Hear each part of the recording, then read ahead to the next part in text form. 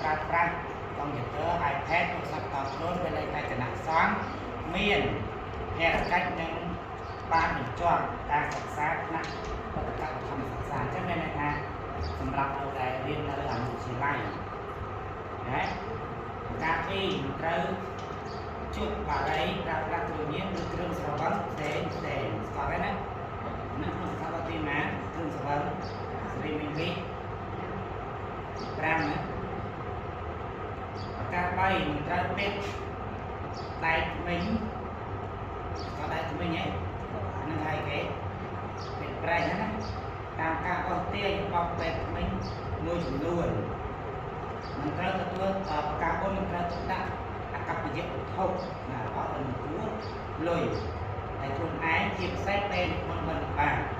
ប្រការ5មិនត្រូវប្រព្រឹត្តបាយស៊ីសំពុទ្ធភេទប្រការ6មិនត្រូវដាំបាយខាងតាមcấp 7មិនត្រូវរំជ្រឹងឬស្មោតរលាកសម្លេងខុសពីវិន័យប្រការ8មិនត្រូវពោពាក្យមើលងាយឬបង្ហាញអកប្បកិរិយាការមិនគោរពឱវាទ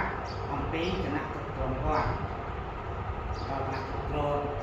វត្តបដៅទូមានទឹកគឺឯងពេលមកពេលកងមួយគោរពប្រការ9អានោះគឺណាការនេះពេលឡើងព្រះវិញ្ញាសាលាខណ្ឌនឹងចូលរៀនត្រូវស្លៀកបន្ទាត់បងជីវរចំបទគុណត្រង់ហើយជាប្រតិបត្តិនឹងមានកម្រាលអន្តរត្រូវប្រការ10មុនពេលឡើងឆាន់ត្រូវមកជួបជុំគ្នានៅកន្លែងដែលកំណត់រួចនិមន្តជាជួរប្រការ1មិនត្រូវពាក់ស្បែកជើងឬត្រណប់ជើងដើរក្នុងបរិវេណវត្តប្រការ7ត្រូវស្លៀកបន្ទាត់ស្បង់ជីវរចំបទគុណកម្រាលអង្គស័ក្តិមានពួររួមតែមួយអីគេក្នុងណាប្រការ3ត្រូវឡើងនមស្ការដល់ព្រះរៀនរាល់ជំនាញតាមពេលតាមសំណាក់វាលែងតែមានអាពាហ៍ឬក៏លេខចាំបាច់ផ្សេងប្រការ4មិនត្រូវជជែកនិយាយគ្នាជាមួយមិត្តភ័ក្តិក្នុងទីមិនសមគួរប្រការ5មិនត្រូវប្រឡែងឬលេងសើចហួសហេតុជាមួយនឹងស្នេហ៍ស្រុកប្រការ16ត្រូវមានវត្តមានក្នុងការចូលរួមរាល់សកម្មភាពបុណ្យនិងកិច្ចការទាំងឡាយណាដែលតម្រូវឲ្យចូលរួមប្រការ17ត្រូវទទួលខុសត្រូវ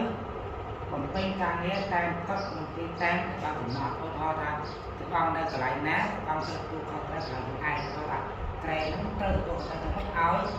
ស្អាតមិនមែនទៅស្វាតន័យសាស្រាមទេយល់ទេប្រការ18មិនត្រូវចូលរួមសកម្មភាពគណៈបកនយោបាយនិងចលនាតស៊ូណាមួយប្រការ9មិនត្រូវធ្វើគ្រូទេសសិទ្ធិមិនដល់គ្រូស្ដាប់ក្នុងចំយ៉ាងតែថាកុំកុំអានផ្សេងៗឡើយប្រការ20មិនត្រូវបង្ការសុខអសន្ន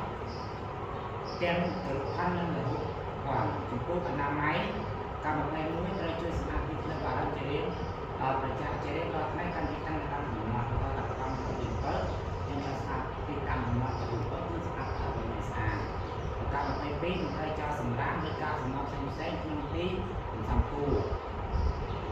ប្រការ23ពេលឆាន់ត្រូវតែចត់ចំណេញនៅអនាម័យនិងការសម្រុំប្រការ24ត្រូវចូលរួមសកម្មផលកម្មតាមតែដែលបានកំណត់ណាចំពោះសន្តិសុខមិនត្រូវបង្កចំនួនឬបាក់ពួរដែលមានអ្នកមកសំសម្រាប់មួយយកតាមទៅត្រូវផ្ដល់កំណត់ដល់គណៈគ្រប់គ្រងក្នុងវត្តនៅបានករណីយើងអត់ករណីតែយើងដឹងថាតើបុគ្គលនឹងមកពីណាមកពីនេះវាក៏ទុកចិត្តឲ្យចិត្តបានអញ្ចឹងណាប្រការ18អបការ7ត្រូវគោរពអង្គការ10%ក្រុមការងារឧស្សាហ៍នៃក្នុងវត្តប្រការ7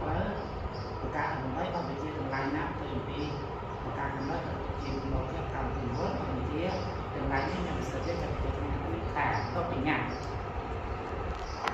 ចំពោះប្រការ1ខលើពីប្រការ2ការពីកាយវេការពីកាយវេចុះអីចុះបរិយខលើពី1លើពី2ទៅដល់4ខលើពី3អស់សិស្សមកទៀតគឺការដល់ជុំ